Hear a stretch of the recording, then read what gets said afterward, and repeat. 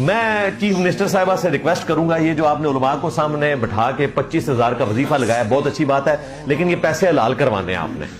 اس کا بڑا آسان طریقہ ہے حلال کرنے کا، وہ یہ ہے کہ کچھ عرصے بعد ان کو لکھی لکھائی تقریر دیں، کیونکہ یہ تو جھوٹی سٹوریاں سناتے ہیں جمعے کے خطبوں میں۔ لکھا لکھایا خطبہ ہے جس طرح سعودیہ میں آتا ہے، مثلا اب یہ رجب کا مہینہ ٹھیک ہے، چاروں جمعے آپ معراج مصطفیٰ صلی اللہ علیہ وآلہ وسلم پہ پڑھائیں، یہ 3 گھنٹے کی میری تقریر ہے، چاروں جمعے پار ہو جائیں گے۔ ٹاپک وائز آیات لکھیں، احادیث لکھیں، وہ پڑھ کے سنائیں بجائے کہانیاں سنانے کے۔ اگر آپ کو مسئلہ کنٹروورشل چیزوں کا وہ نہ کریں، آپ فضائل کے اوپر بات کر لیں، لیکن لکھی لکھائی ان کو تقریر دیں، تب پیسے حلال ہوں گے۔ ادروائز یہ لے کے کھا رہے ہیں ہمارے ٹیکسز کا، ظاہر ہے چیف منسٹر نے اپنی جیب سے نہیں دیا ان کو، ہمارے ٹیکسز کی کمائی ہے۔ ہمارے ٹیکسز سے اگر یہ کھائیں گے تو بھائی دین صحیح بتائیں گے، تو ان کو لکھی لکھائی تقریر دیں آپ۔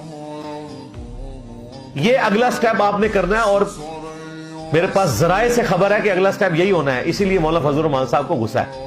انہیں پتا ہے کہ الٹیمیٹلی یہ بات اس طرف جانی ہے کہ ملیشیا اور سعودیہ کی طرح یہ مساجد جو ہے نا وہ گورنمنٹ کے انڈر آ جانی ہے۔ تو لکھی لکھائی ان کو تقریریں دیں۔ یہ مجبوراً ہمیں کیوں تقریریں سناتے ہیں؟ جمعہ ہوتا ہے 1:30 بجے، لوگ آتے ہیں 1:25 پہ، جب مسجد بھرنی شروع ہوتی ہے مولوی جو ہے وہ اس کی نیت خراب ہو جاتی ہے، وہ 2 پہ لے جاتا ہے، زبردستی ہدایت دینے کی کوشش کرتا ہے آپ کو۔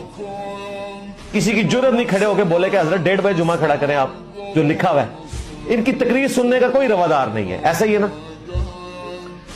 تو تقریر لکھی لکھائی آئے، اور ان کو جو تبلیغ کرنے کا شوق ہے نا تو جمعے کے علاوہ کوئی دن رکھ لیں، مثلا سوموار والے دن زور کے بعد درس قرآن رکھ لیں، تو ہم بھی پتا ہے کہ بندے نے بھی نہیں بیٹھا۔